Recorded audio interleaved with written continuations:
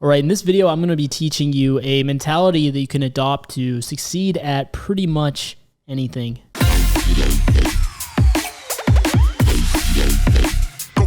Hey, what's up, guys? This is Ryan from elevatecyber. Not much fluff here. Let's get right into the content of this video. So, what I've noticed with a lot of people, and I used to be on this side of the fence as well when it came to your different pursuits, is kind of what I would call following the shiny object syndrome.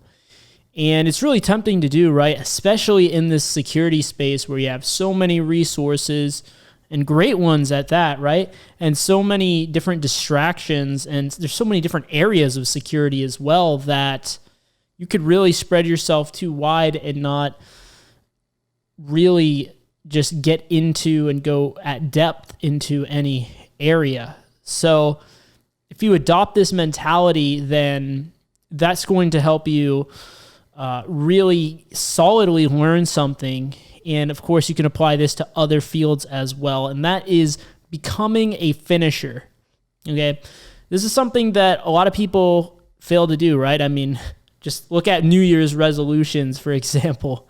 How many people, we're in the month of April now, getting towards the end of April, I bet like 90%, if not more than that, people have already given up on their goals for this year. But really, at all costs, you have to train yourself to become a finisher. Now, what really got me thinking about the topic for this video is not only doing a little bit of introspection on where I was at not all that long ago and kind of jumping around from object to object. I mean, heck, right? I went for OSCP and I didn't pass, and I didn't retake the exam. I fell off for a while, and then I came back. But across the board, I would make decisions like that where I would, go for something for a time and then jump over to something else. Maybe I would try to read like multiple books at one time. Definitely don't do that. If you're reading books, read an entire book, only one at a time, and finish it, right? Finish what you started, and you're going to learn so much more that way, for one thing. And then, for another thing, you're going to be so much more efficient, right? Because you're going to be focusing your time, effort, and energy into completing that one book. But that's just one such example, right? What got me on the topic on this video was I was on TryHackMe recently, and they have an interesting section in there. It tells you your rank, and all that is based off of how many points you accrue, and you earn points by being consistent and completing, answering questions, basically, right? Completing sections of the different rooms.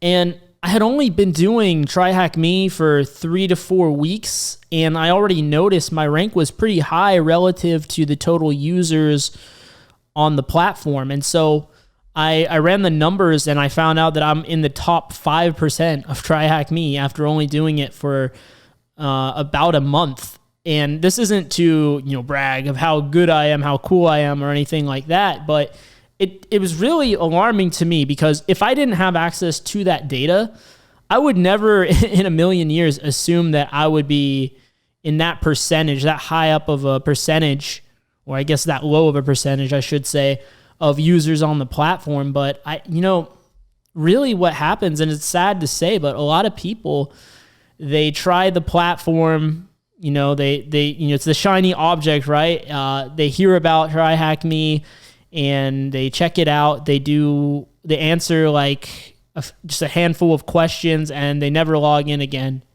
They never do any more. Or maybe they get through one room or a couple rooms, and that's it, right? And I use TryHackMe as an example, but you can really extrapolate this out to pretty much anything, right?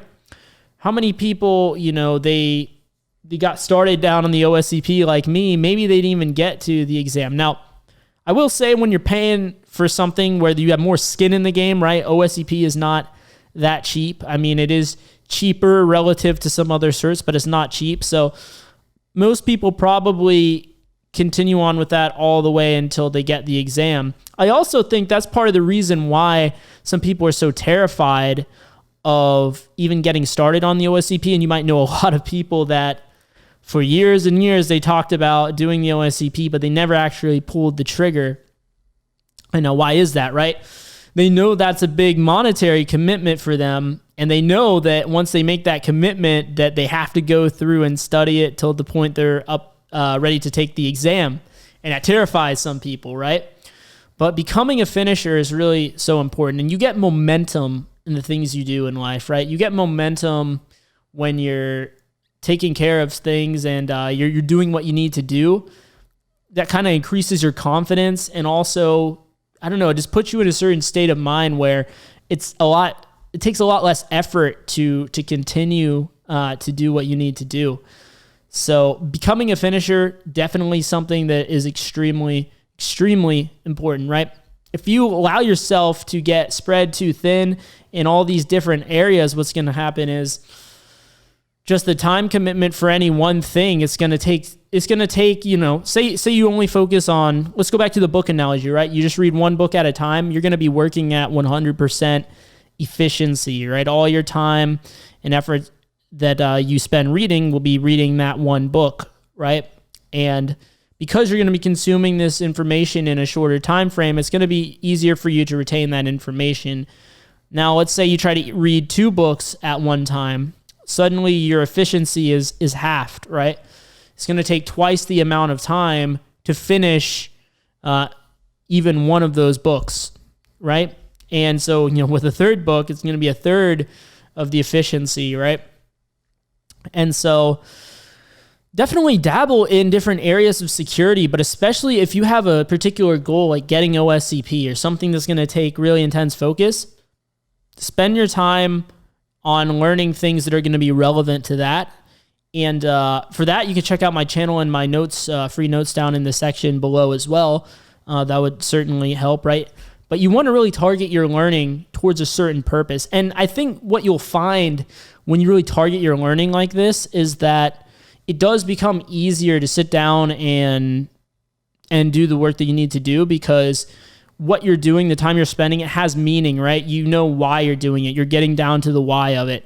I think there's another class of people, majority, I would say, that they just kind of learn things because, shiny object, and it sounded interesting, and they don't really have any reason, any real purpose behind learning what they're learning. But if you learn something for a purpose, like you're learning, Priv-S techniques so that you can pass the OSCP, or maybe you're just trying to learn some, web enumeration techniques to be better at CTFs. Maybe it's not to go for a cert. It's just something like that. As long as you have a purpose and a goal behind what you're doing, that's going to be a great motivating factor to keep you going and keep you making strides towards whatever you want to do. So hopefully this video was of help to you guys. If it is and you haven't subscribed already, please do so, and hit the like button to help get this message out there to some people that might be struggling to finish what they start. And thanks for watching. I will see you guys in some of these OSCP videos. If you want to, just sort of take this knowledge and run with it, I'll see you right over there.